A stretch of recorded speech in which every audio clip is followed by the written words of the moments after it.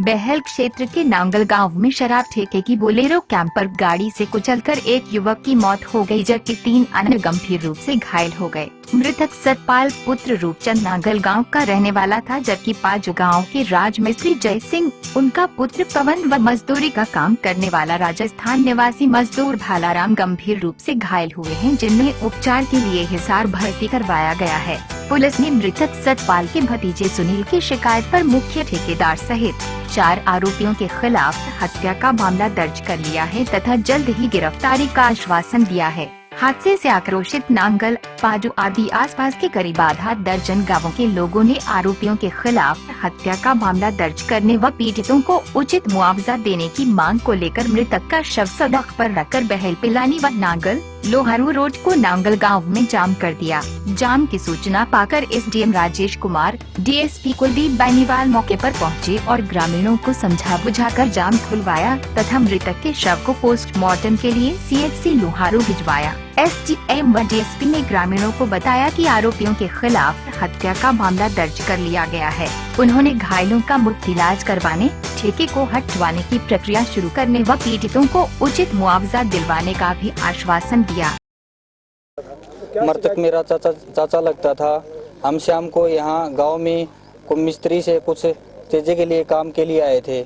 7:30 पौने 8 का टाइम था। उस टाइम जैवी ठेकेदार जो नांगल में ठेका खोल रखा है, उसकी बोलेरो कंपर और उसमें 3-4 आदमी बैठे हुए आ रही थी और हम 5-6 कदम सड़क से दूर थे। वो हमारी तरफ सीधे उसने पता नहीं, उसने ठेकेदार ने कहा पता नहीं को कौन से करिंदे ने कहा वो कंपर मेरे चाचा जी के ऊपर चढ़ा दी और 3-4 और थे पाजू गाँव के तो थे, उनके जय सिंह थे मिस्त्री, उनके ऊपर भी चढ़ा दी गई। वो जय सिंह को कल उसको नीचे से निकाला गया और फिर जय सिंह को एडमिट कराया गया और मेरे चाचा जी की रास्ते में ही मौत हो गई और हम साइड में हट गए थे, हम बच गए। इसलिए तो क्या रंजिश थी कि किस लिए गाड़ी? ये जी ठेकेदार ने ये कह रखा कि मैं ठेका कभी ये बंद नहीं करूंगा और ये गांव के जो भी आगे जो अड़चन करेगा कि ठेका बंद कर दो, मैं उसी को गाड़ी के नीचे देके मारूंगा। क्या मांग आपकी प्रशासन से? प्रशासन से यही मांग है कि ये ठेके को बंद किया जाए, यहाँ से हटाया जाए ठेके को। जो मेरे चाचा जी की मृत्यु हुई है उसका प्रशासन उसका सही जवाब दे, किसका 302 का पर्चा दे और मेरे चाचा जी का फैमिली के जो है उसका सहायता करे। सरकार से मेरी यही रिक्वेस्ट है। ये जो डेड बॉडी रास्ते पर रखी, रोड पर रोड जाम कर रखे, कब तक रखेंगे? ये जब तक रखेंगे जब तक प्रशासन हमारी मांगे पूरी नहीं कर लेता, चाहे कुछ भी हो जाए, चाहे 1 महीने तक हमें रखनी पड़े, कुछ भी हो जाए चाहे। और क्या मांगे? और यही मांगे हैं, ठेका हमारे गांव में बंद होना चाहिए, 302 का केस होना चाहिए और मेरे चाचा जी को इंसाफ मिलना चाहिए।